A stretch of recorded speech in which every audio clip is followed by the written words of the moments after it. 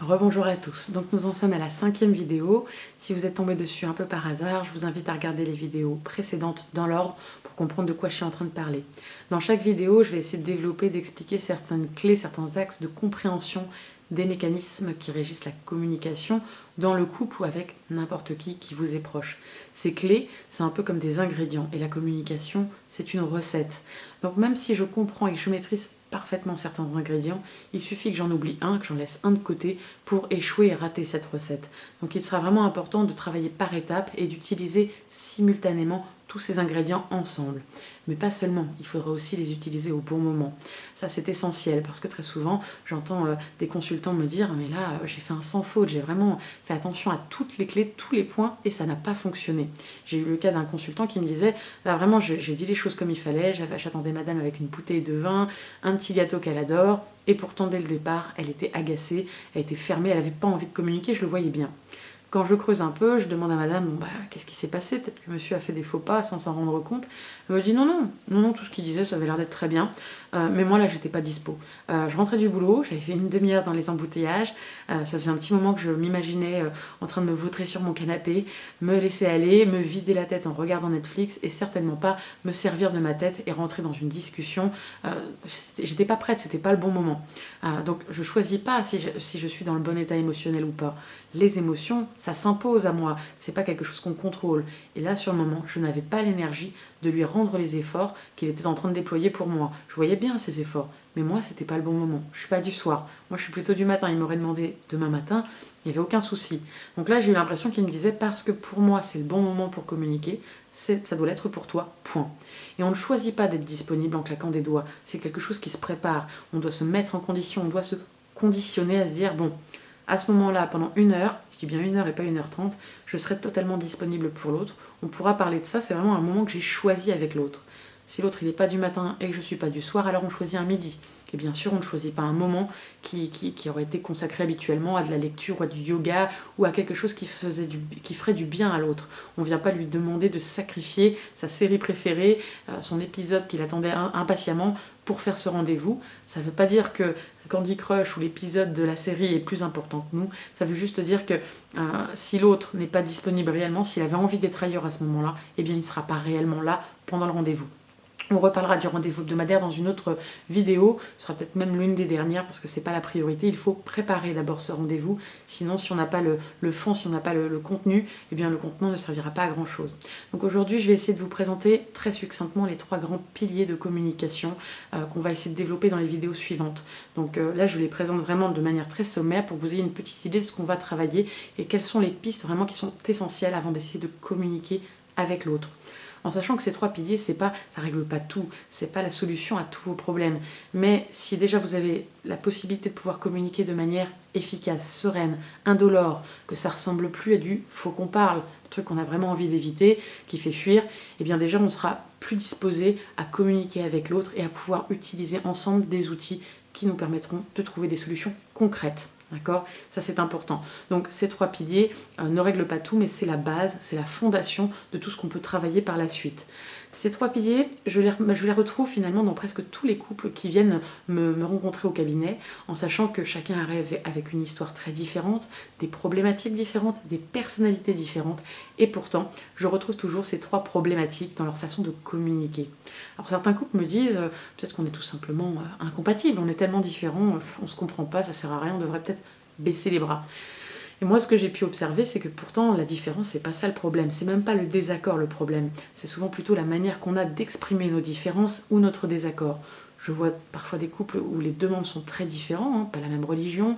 L'un est végétarien, l'autre mange de la viande, peu importe. Qui ne se ressemblent pas, qui n'ont pas de passion commune et qui pourtant sont très heureux ensemble.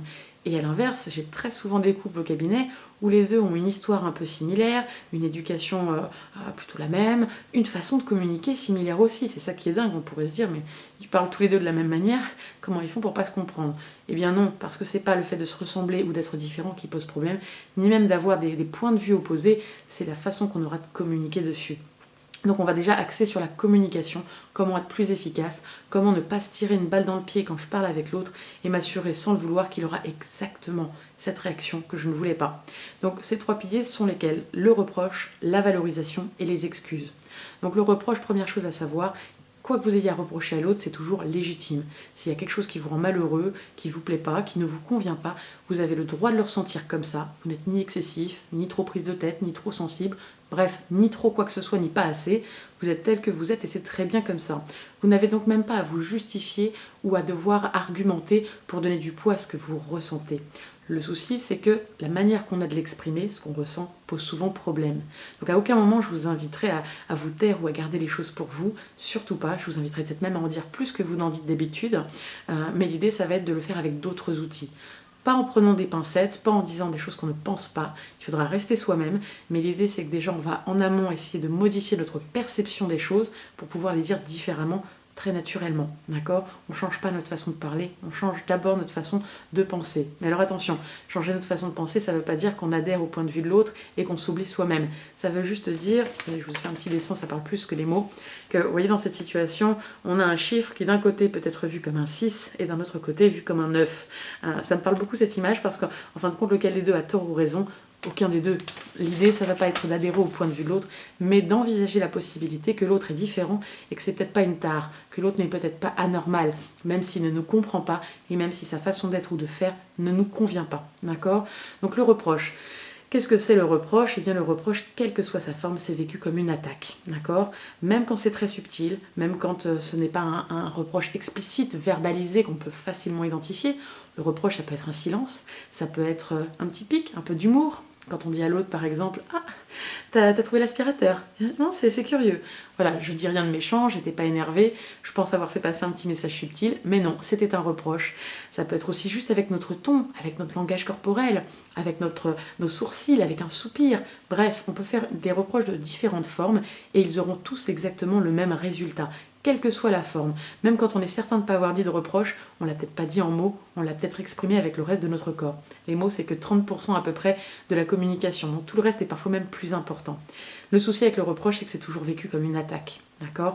Et l'attaque, l'humain comme l'animal, on n'a pas 15 000 réactions possibles face à elle, c'est-à-dire que soit on va chercher à fuir, l'attaque, à se replier dans notre carapace, donc on peut donner l'impression à l'autre qu'on est indifférent, qu'on s'en fout, qu'on n'a pas envie de parler, alors qu'en fait non, on s'en fout pas, on se protège puisqu'on s'est senti attaqué, ou à l'inverse, on aura tendance à contre-attaquer, à surenchérir, à argumenter, reprocher, s'énerver, bref, monter dans les tours.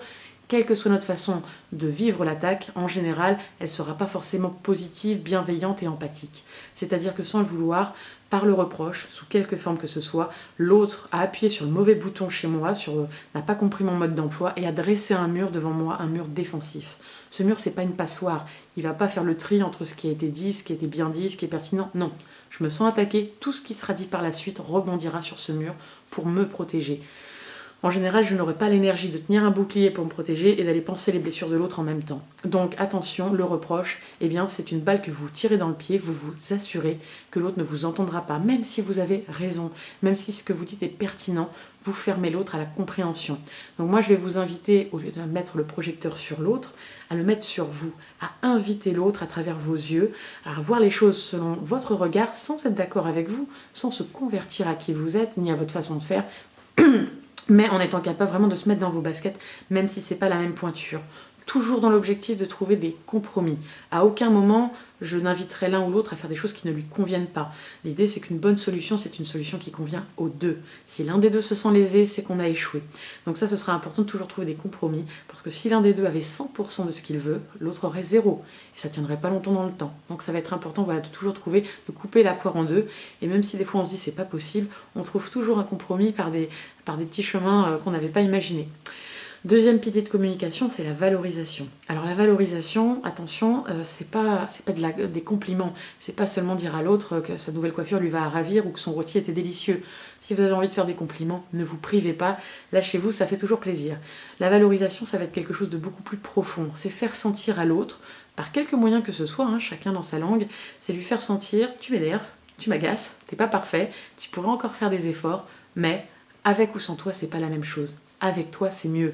Avec toi, je suis plus heureuse ou plus heureux que lorsque tu n'es pas là. Alors certes, il y a encore plein de choses à régler, ça ne veut pas dire qu'on est parfaitement heureux, mais toi en face, eh bien, ta présence, c'est pas juste un boulet accroché à mon pied, c'est aussi de temps en temps un soleil avec des nuages, mais c'est un soleil quand même. Pourquoi? Parce que la valorisation, c'est nos yeux, c'est un peu comme un miroir qui renvoie une image à l'autre. Si quand l'autre se regarde dans notre miroir, il se sent laid, il se sent nul, il a l'impression de toujours échouer, de toujours mal faire, bah, petit à petit, on va pas continuer à se regarder dans un miroir qui nous renvoie une mauvaise image de nous-mêmes. On va pas regarder un miroir qui nous donne pas envie de s'aimer soi-même. On va désinvestir ce miroir. Petit à petit, on s'y regardera de moins en moins. On va baisser le volume de cette voix accrochée au miroir. Tout ce que l'autre nous dit, eh bien, on l'entend de moins en moins, on lui donne moins d'importance, on y est moins réceptif. Et finalement, eh bien, cette personne qui ne nous renvoie pas une belle image de nous-mêmes, elle aura de moins en moins de pouvoir sur nous. Alors attention, la valorisation, tout comme le reste, comme tous les autres piliers, il sera toujours question de dire des choses que l'on pense, des choses que l'on ressent. On ne dira jamais quelque chose juste pour faire plaisir ou parce que c'est joli. Non, l'idée, ça va être de travailler sur aller chercher au fond de votre tripes ce que vous ressentez pour l'autre et apprendre à lui dire dans sa langue pour être sûr que l'autre ait ce sentiment, même s'il est imparfait, même s'il sait qu'il vous agace parfois, eh bien de pouvoir avoir ce pouvoir de vous rendre heureux. Voilà, que l'autre a ce pouvoir de nous rendre heureux parce que quand l'autre se dit « de toute façon, je suis impuissant à rendre ma compagne ou mon compagnon heureux, je baisse les bras, je laisse tomber », eh bien, dans ce cas-là, oui, l'autre, en effet, va laisser tomber. Donc la valorisation sera un axe essentiel. Alors, le réveil sonne, je coupe et je reprends sur la prochaine vidéo.